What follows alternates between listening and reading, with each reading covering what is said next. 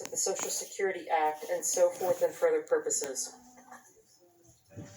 Without objection, the Senate will proceed to the Shut that bathroom door, Kelsey. Okay, I'm just I ask ready further. for you and Buddy. I further ask that the bill be considered read a third time and passed. The motion to reconsider be considered made and laid upon the table with no intervening action or debate. All right, Tony Baloney. Without objection. I understand there are 6 bills at the desk, and I ask for their reading en bloc. The clerk will read the titles of the bills for the first time.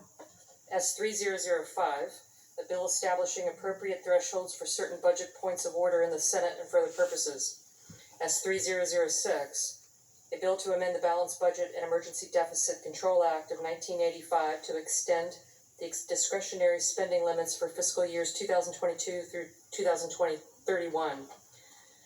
S3007, a bill to amend the Balanced Budget and Emergency Deficit Control Act of 1985 to extend the discretionary spending limits. S3008, a bill to establish the Federal Rainy Day Fund to control emergency spending. S3009, a bill to amend Title VI of the Social Security Act to remove the prohibition on states and territories against lowering their taxes.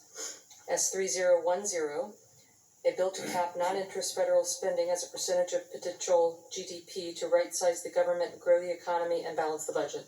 I now ask for a second reading, and I object to my own request, all en bloc.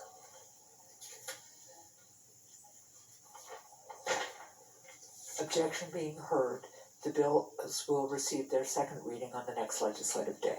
And now finally, Madam President, I ask unanimous consent that when the Senate completes its business today, it adjourn until 10 a.m. Wednesday, October 20. That following the prayer and pledge, the morning hour be deemed expired, the journal of proceedings be approved to date, the time for the 2 leaders be reserved for their use later in the day, and morning business be closed. That upon the conclusion of morning business, the Senate proceed to executive session to resume consideration of the Lamon nomination.